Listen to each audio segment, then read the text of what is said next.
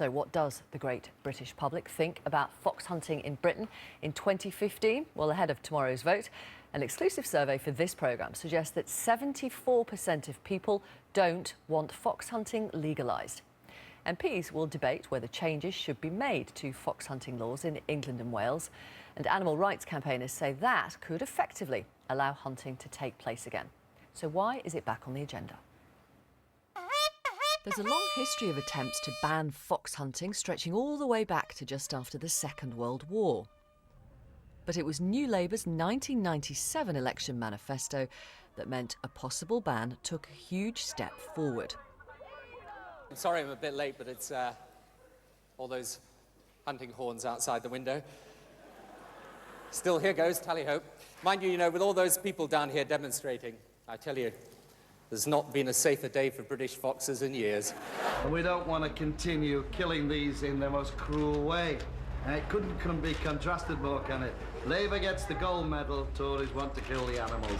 Hundreds of hours of parliamentary time were devoted to debating fox hunting.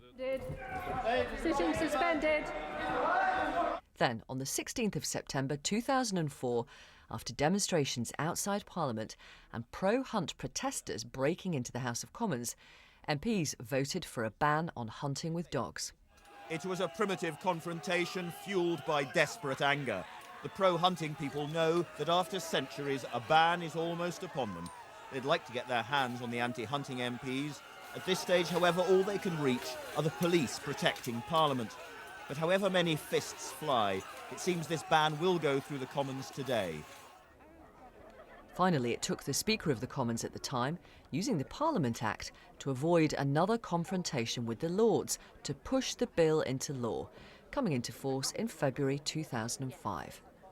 Well, of course, I wish it was overturned, but I mean, we've got as much support as we ever did have to do it, and we have terrific fun following trails, and so, yes, hopefully it'll be overturned soon, and then we can get back to doing a proper job, but for the time being, great fun, yes.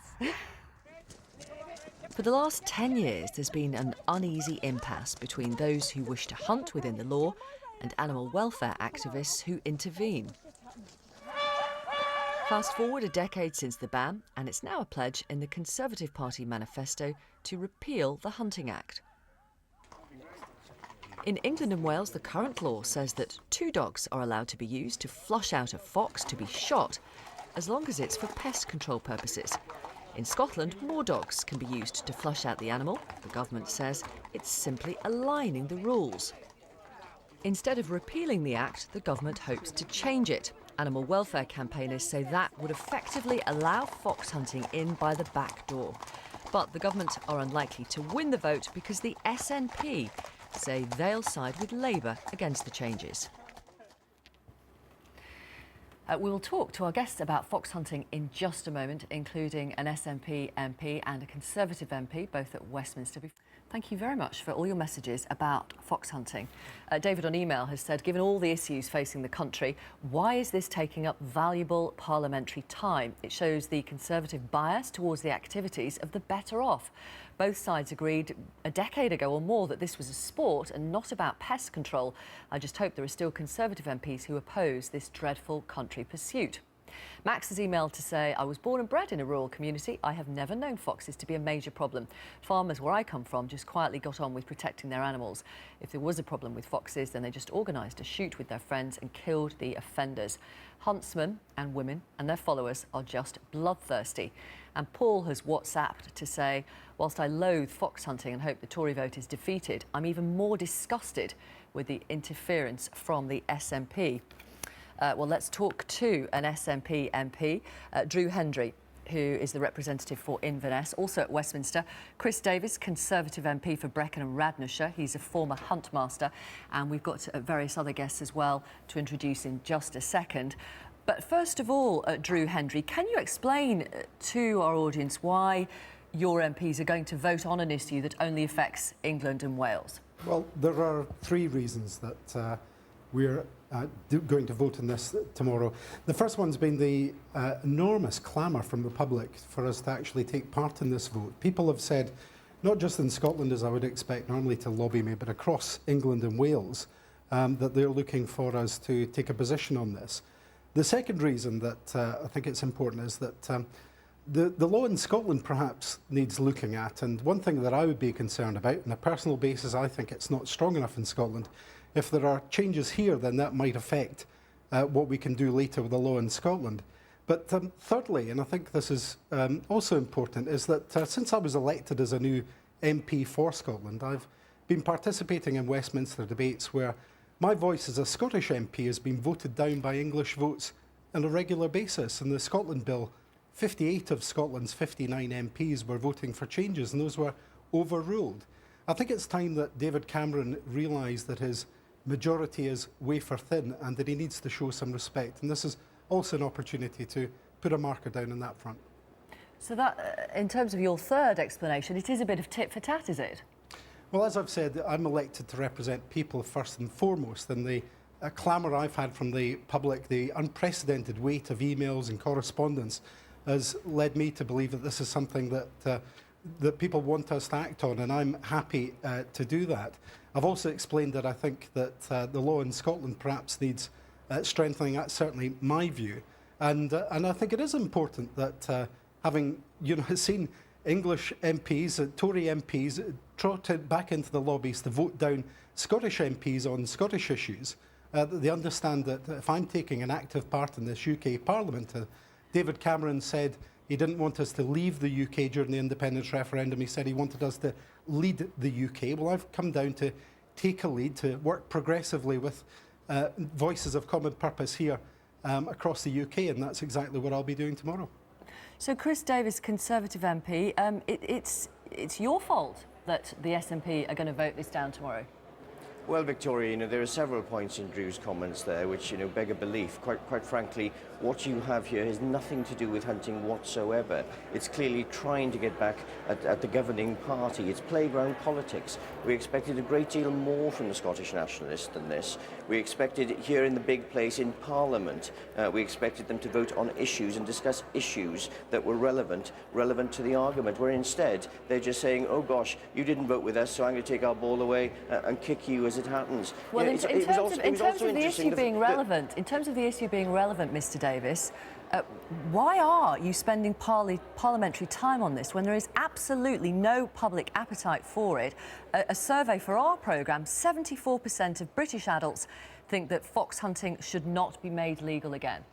You see, the thing is, Victoria, fox hunting wouldn't be made legal again. The law would still be in place. Well, you know that campaigners are worried that it would effectively make it... Well, of course they are. They're making themselves very much in the public forefront by saying that. But what clearly is happening is, as you've already heard from one of your person who wrote in earlier, people in the countryside are saying that farmers are already dealing with it. They want to take hounds, they want to flush a fox, they want to deal with the situation themselves and shoot the fox with the hounds flushing it. That's exactly what we're trying to do. We're trying to make it easier for the farming community, especially in rural areas like mine in Wales. I'd like our guest here in the studio to talk to you about that. Brian May is here, founder of the animal rights campaign group the Save Me Trust, and obviously Queen guitarist. Everybody knows that. Penelope Adam takes part in her local hunt in Cambridgeshire. Welcome to you. And Lynn Sawyer used to hunt, but now refuses to take part and is part of the Three Counties Hunt Saboteur.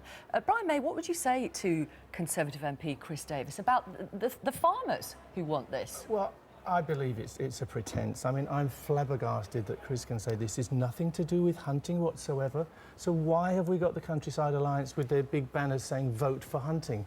This is all about hunting. It's not about farmers. It's a pretence. The upland farmers are a tiny, tiny percentage of farmers. I mean, I've been in this campaigning business for about 5 years now. I've met lots of farmers. Most of them are really decent people. Most of them do not go out on a Sunday trying to flush out foxes. They protect their animals, in a sensible way. But we heard from a farmer earlier. We did hear from one, but who said 2 hounds, 2 dogs, which you can use at the moment to flush out a fox, is just not enough when you've got hectares of land. I think it's preposterous. It's trumped up. We all know where this came from. It came from the Countryside Alliance trying to get fox hunting back through the back door. And they almost got away with it. I don't believe that they will get away with it. Penelope Davis, Brown, what would you say to Brian May? I would assert that he's run and his colleagues have run an extremely good campaign. They talk about the Countryside Alliance, but the various charities, the RSPCA, the LACS, IFAW, have spent hundreds of thousands of pounds on half-page newspaper adverts in recent days, persuading the 74% of the British that they should be against fox hunting. What, they can't make up their own mind, the great British public? I'm sure they can make up their own mind, but I would also assert that 74% to the 26% is probably the urban-rural proportion as well. And I think if you were to you're frowning at that. If you were to carry it's out, actually 20% were in favour of making okay, it, and the others rest were didn't know. unknown. Yeah. It's actually been proven that in rural constituencies as well, the majority are against fox hunting. Most farmers don't want the trespass. They don't want this horrible business of people trampling over their land, destroying their pets, frightening their children. The hunts are not very popular with most of the farmers that I come across. Penelope Davis-Brown, I'd like you to talk to Drew Henry, who is the SNP MP for Inverness, who will be voting against the government tomorrow. Yes. What do you think of what the SNP MPs are doing? I think it's entirely disingenuous to try to get us to believe that this is anything other than a political attempt to cock a snoop at the current government. It's got absolutely nothing to do with animal rights in England. Indeed, I shouldn't think his constituents could give a fig for what goes on in English fields and pastures.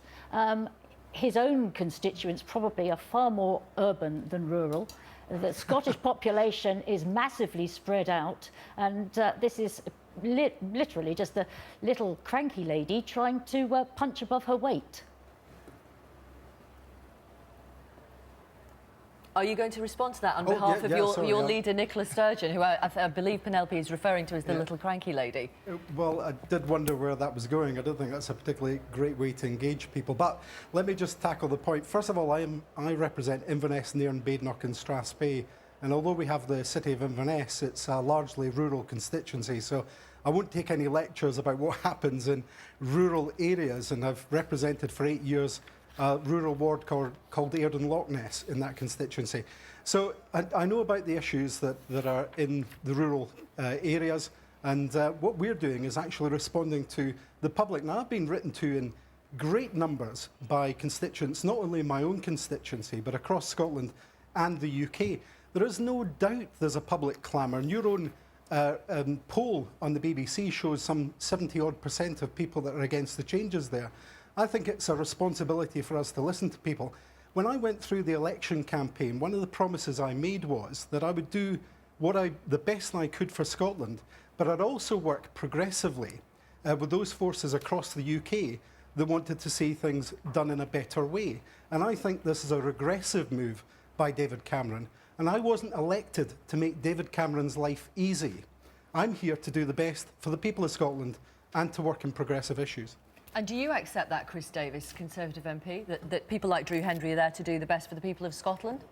I think that was really tribal politics. I think clearly Scotland wanted to break away, and I'm sure Drew was one of them. And here he is listening to the views of England. And, you know, he's making his judgment for the people of Scotland on the views of people writing to him from England. Also, the Scottish nationalists have the ideal opportunity here to say this is a law that we introduced in Scotland 15 years ago. And now Wales and England are going to adopt that law. That surely is a credit to the Scottish nationalists. And now they're voting against it. It really is bizarre playground politics from the Scottish nationalists. Brian May wants to come back here. Go ahead. Can I just come in? I think it's outrageous that people should suggest that the SNP wouldn't be allowed to vote on a British issue. It's incredible. On an issue that affects England and Wales. It affects the whole of Britain. This is cruelty you're talking about. This is a world issue.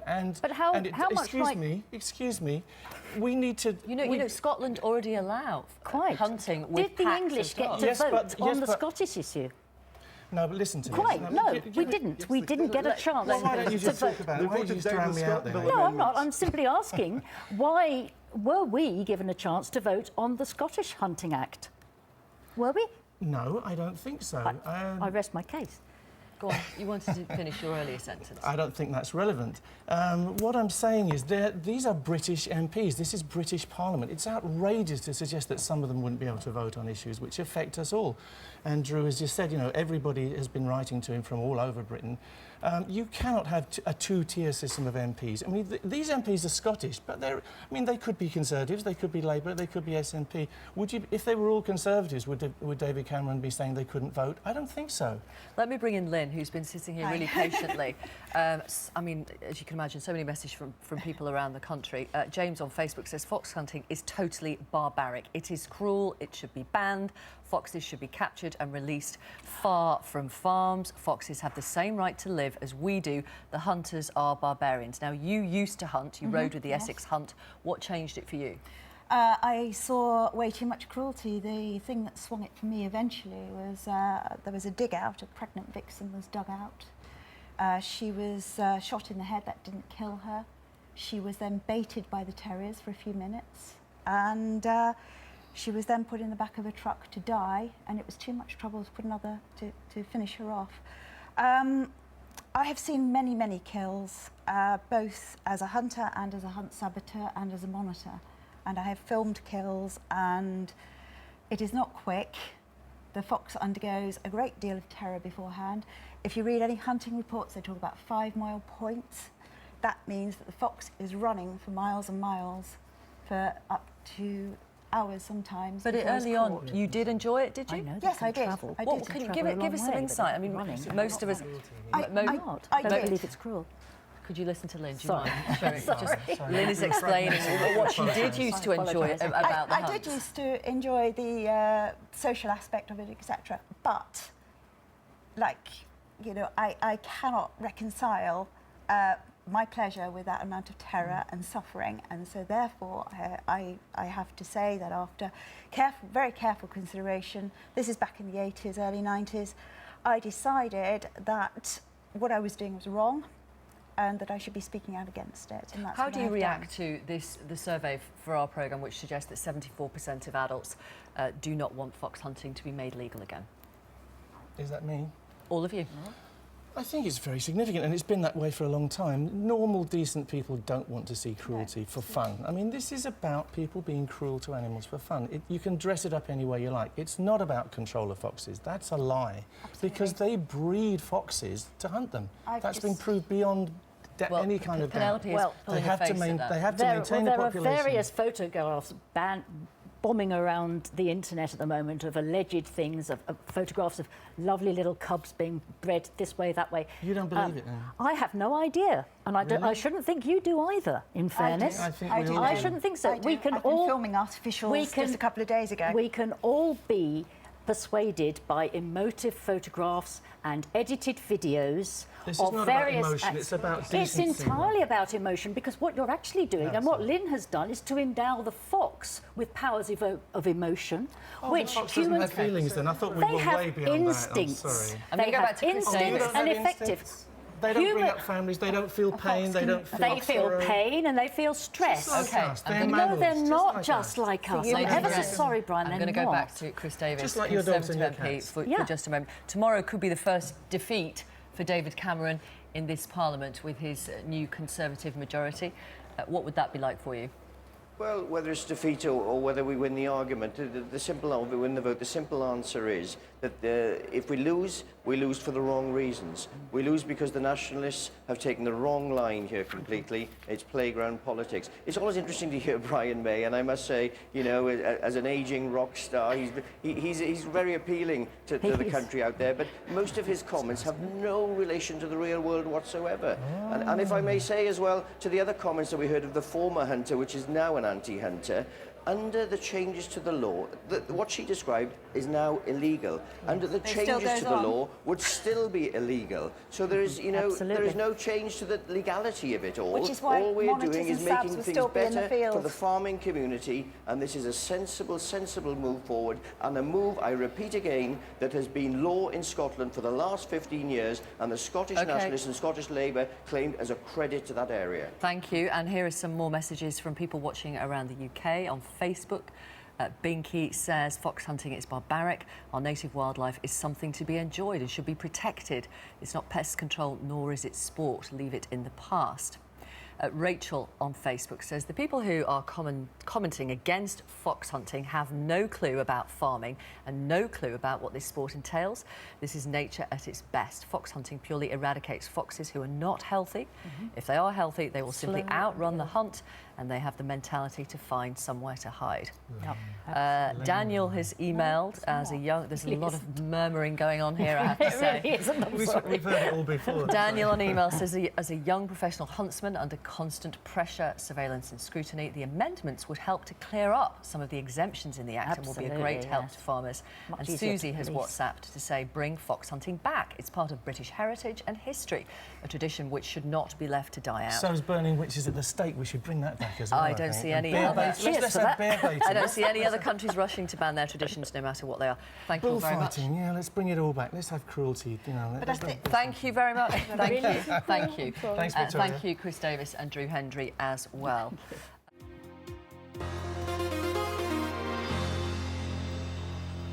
10:31, the main news this morning. As we've just been hearing, the Scottish National Party has decided to vote against the relaxation of the hunting ban in England and Wales, even though it's designed to bring the rest of Britain into line with Scottish law. A survey for this programme suggests almost 3 in 4 adults are against making fox hunting legal. A vote to amend the bill will be debated in the Commons tomorrow.